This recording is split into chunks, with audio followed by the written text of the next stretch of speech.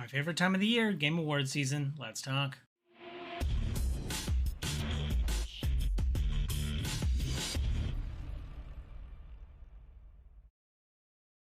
What up, viewers? What up? What up? Calc Soups here, and today is Friday, November 21st, and that means it's time for a quick recap of the week in video game news.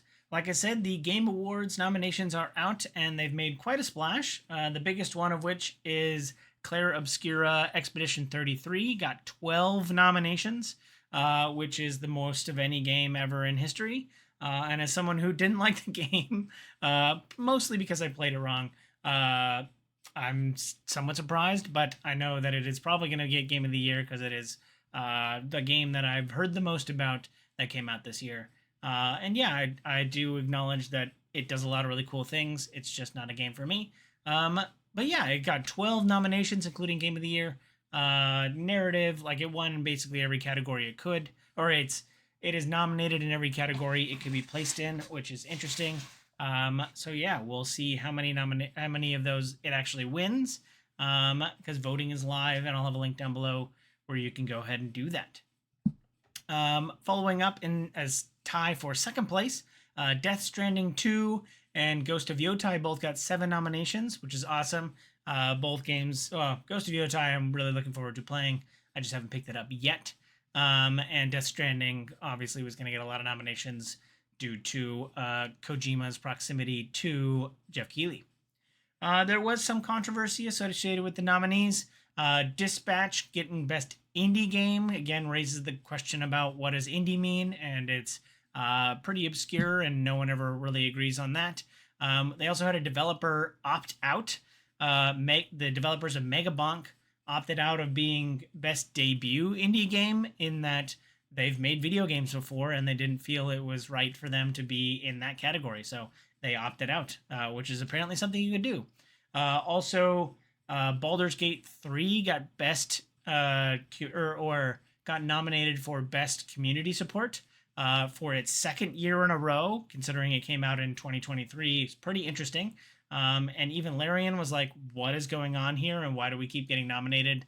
Please shine a light on someone else. So I still love the Game Awards. I love the pageantry and, getting somewhat confirmation on the games that I like. But it's also a 3-hour commercial for video games and a marketing opportunity. So I take all of that with a grain of salt, but I'm still excited. I like it. I like the award season, and I will probably be there. So if you're there and want to say hi, feel free to do so. Moving on, there was an Xbox partner showcase this week talking about all the third-party games coming to Xbox. So they're still invested in, bringing video games to their Xbox consoles for all you console warriors that still want to keep up a fight. The biggest of which I think is 007 First Light. We get to see a little bit more gameplay, and I'm very excited for that coming out next year.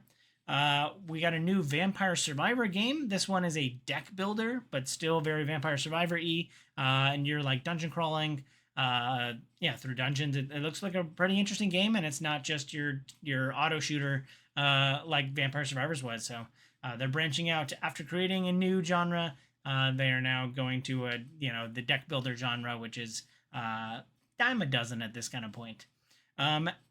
Eminem is coming to Hitman. You've been able to kill a lot of high-profile people in the Hitman series, and now Eminem is on them. So is one of them. So it'll be interesting to see if Agent 47 can take out Marshall Mathers, Slim Shady, all of his other pseudonyms.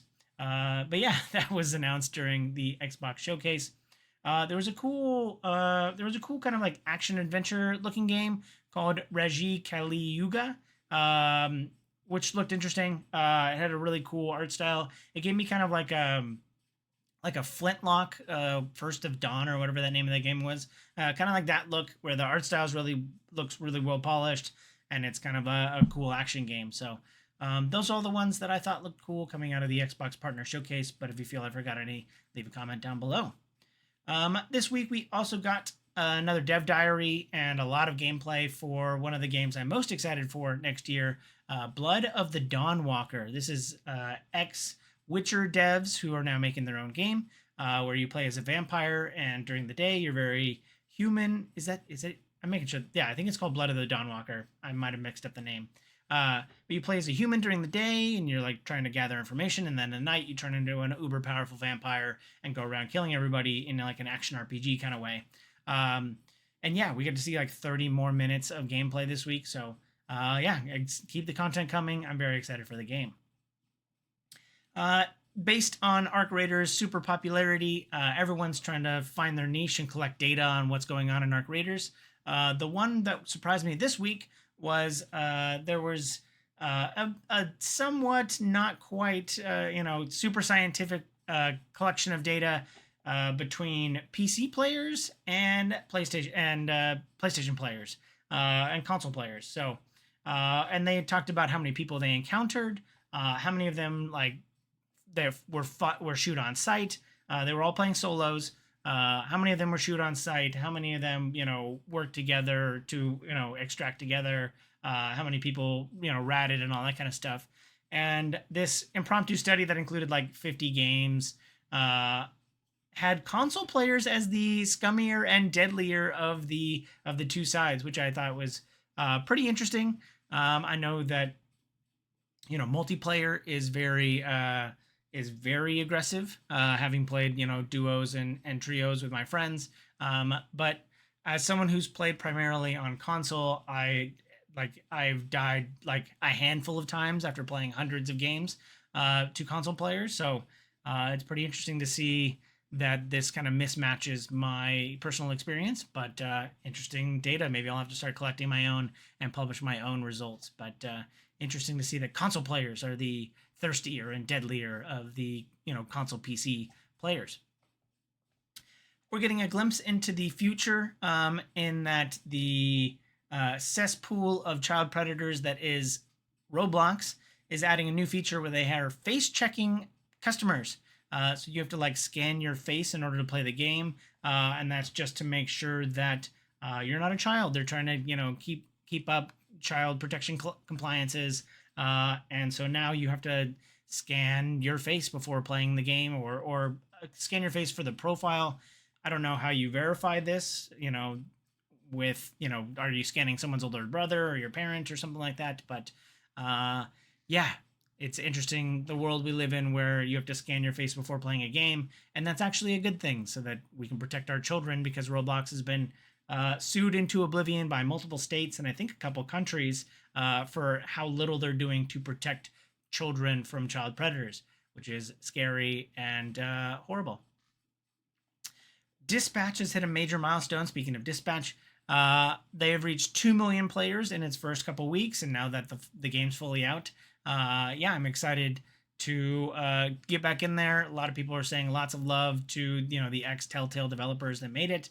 It's got a stellar cast, so I'm very much looking forward to playing Dispatch, and I congratulate them on their significant milestone. So looking forward to that. I know that in episodic games and all the data I've seen, the drop off is pretty significant. So I don't know if this is like episode 1 players, or this is probably players in total and not necessarily the amount of people who've like played through all 6 episodes, because I know that in episodic games it decreases pretty significantly from episode to episode as far as completion rates are concerned. But yeah, 2 million players is a significant milestone even for a Telltale like game like Dispatch. The Trade Anything In day at GameStop is coming up, and they released a list of things that they're not willing to take, including illicit drugs and like sexual things and like dead animals. But GameStop is doing a day where you can bring in whatever you want, and they'll give you, I think, up to $5 for whatever it is. So I'm very curious what people will be bringing in. This is all seems like a very big social experiment, and I don't know what GameStop's going to actually do with all the crap that you give them. But coming up on December 6th, you can go to your local GameStop. You can give them one thing, I think, and they will give you up to $5 for it. So depends on what you bring in. It'll be interesting to see what they do there. A perfect reason to jump into Elden Ring Night Rain before the DLC comes out in 2 weeks. The game is on discount for Black Friday, down to $25. So you can hop in, play a little bit before the DLC drops in a couple weeks. and you can get it all for only $25. So perfect reason to hop in and play it before getting into the new content, which would be awesome. Looking forward to playing that DLC with my friends, as Night Rain is probably one of our favorite multiplayer games that we played this year. After several leaks of seeing on-set photos of the Zelda live-action movie, Nintendo came out and actually gave us official photography for the movie. We got to see Bo as Link and Zelda all costumed up in the middle of a field. Yeah, and the vibes are right. It looks like, they're definitely going for that, like, Percy Jackson age, young adult Zelda. It'll be interesting. I always preferred the older Links, what they do in the second half of Ocarina of Time kind of stuff. But yeah, we got some teenagers running around looking like Link and Zelda, and yeah, the vibes look pretty accurate. I'll be interested to see the Impa character looks very much like Impa. So yeah, a lot of really cool images coming out, and I'm very excited for the Zelda movie in 2027. Last but not least, we can't talk about, whenever there's Fallout news, I have to talk about it. So at the Good Spring celebration in Nevada this week, Walton Goggins and Aaron Motten showed up, surprise guest, and they started, they put on a little showcase and talked about, thanked all the fans of the series for all the success coming to the Fallout series. And they also announced that there will be a season 3 for Fallout that's already been greenlit before season 2 is even out, and we've received it well. They're already on to season 3, so excited to see. I assume that could probably, be brought back depending on reception, but I think a lot of people, especially Fallout fans, are very excited to see all their favorite stuff from their favorite Fallout game. Fallout New Vegas, arguably the best Fallout game, or at least the fan favorite. So the fact that we're going to be running around New Vegas should be very fun and exciting, and I assume we'll get good reception. So excited to see that they're already starting to work on season 3. I'm curious where they will move on to next. There's not a lot in Fallout between, like, New Vegas in the west and, like, Boston in the east, or Washington, D.C. So it'll be interesting to see, how far if we continue to move east, where we end up next. Maybe we're in Pittsburgh or something like that. Maybe we go north into Canada or Alaska.